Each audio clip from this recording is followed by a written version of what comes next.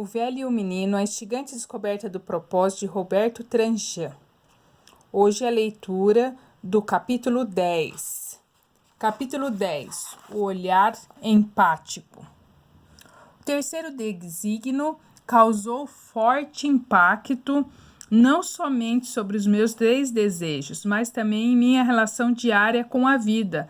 Não havia me dado conta da ausência de atenção e gratidão por tudo e por todos os que me cercam, nem tampouco dos relacionamentos fugazes com pessoas e coisas. Exemplos existiam a perder de vista. Alguns ainda desconheciam o nome daquela senhora que me atendia há anos, quase diariamente, no caixa da padaria. Da mesma forma, não sabia como se chamava o guarda da noite que ficava na guarita do prédio onde eu morava, ou mesmo o vizinho do apartamento ao lado.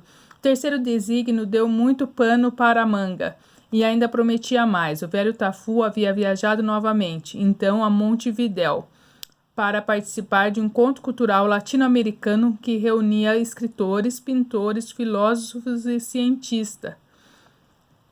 Deixou-me uma carta que reli várias vezes, discorrendo sobre o terceiro desígnio. Ilmo Aladim. Terceiro desígnio do sujeito do objeto é determinante em nosso percurso rumo ao propósito. Então gostaria de alertá-lo sobre algumas ciladas a evitar, e digo por experiência própria. Fácil, a gente troca os fins pelos meios, ou os meios pelos fins, o que dá na mesma. É assim, você acredita na bondade e pensa na filantropia, como um meio. Logo as coisas mudam de lugar e a bondade se transforma em meio para promover a filantropia, e fica faltando um tiquinho para se esquecer da bondade, tendo a filantropia como fim e uma porção de burocracia ao redor.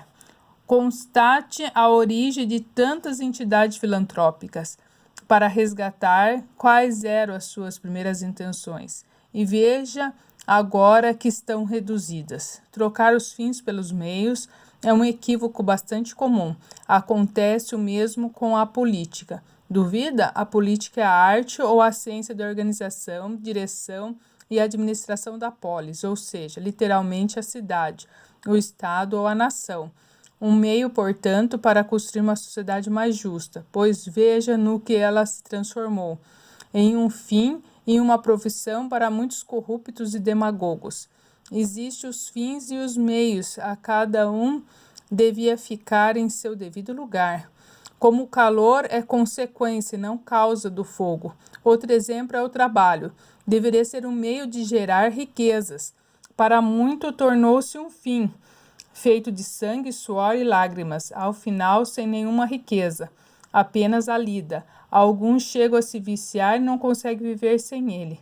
Trabalho é um meio de gerar riquezas materiais, emocionais e espirituais, sobretudo de crescer e fazer crescer.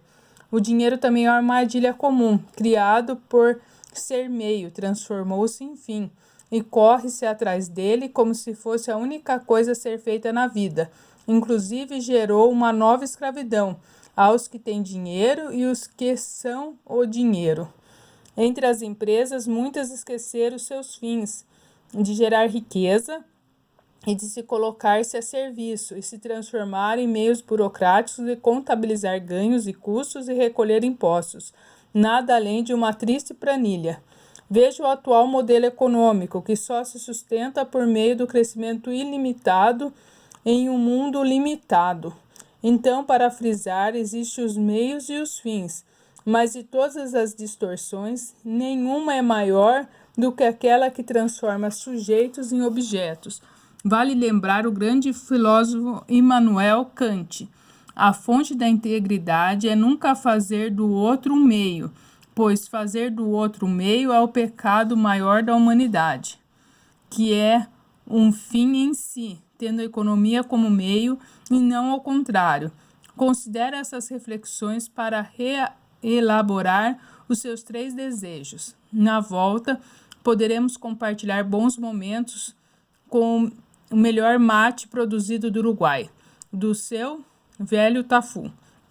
Em seu jeito de educar, ele não intervinha diretamente sobre os meus desejos, mas expunha os elementos para que eu mesmo tomasse uma posição. Fazia-me criador, com olhos na farta, e me tratava como sujeito. As instigantes conversas com o velho Tafu ajudavam a ampliar o meu campo de visão. Reconheço agora os meus problemas ou desacertos decorriam do que eu não conseguia ver, do que me escapava, e por isso ignorava. Agia e reagia só diante do que conseguia enxergar, ou seja, um espaço muito restrito que oferecia, quanto muito, uma visão bem parcial da realidade. Pude constatar essa parcialidade depois que comecei a praticar o olhar apreciativo, aquele que se prende mais às fartas do que às faltas. Eu não prestava atenção nem me dava conta de tanta coisa. A partir do terceiro desígnio, o velho Tafu me propôs um novo desafio, a prática do olhar empático, ou seja, ver a partir do olhar do outro. Compreender essa proposta não era tão difícil como praticá-la, sair de si para aceitar ou, no mínimo, experimentar.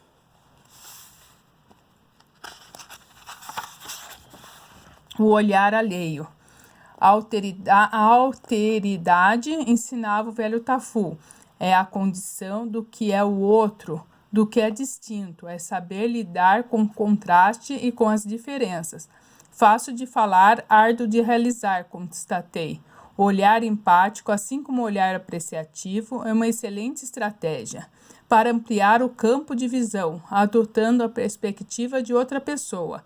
Exige treino, pois facilmente resvalamos novamente para o egoísmo, um vício bem arraigado. Queria mostrar ao velho Tafu, quando ele retornasse de Montevidéu, os meus 3 desejos reformulados. Enquanto isso, passei a treinar o olhar empático em meus relacionamentos. Essa era a minha vontade, apoiada em genuína força de vontade. E é isso que eu queria. Não fosse as artimanhas diabólicas de Mórbido, sempre disposto a interferir negativamente. A passagem do tempo, em seguida, mostraria muito bem como eu caía em suas armadilhas. Terminando o capítulo 10. Deixe o seu like, se inscreva no canal, compartilhem e não se esqueça, amanhã vem o capítulo 11. Até mais, tchau!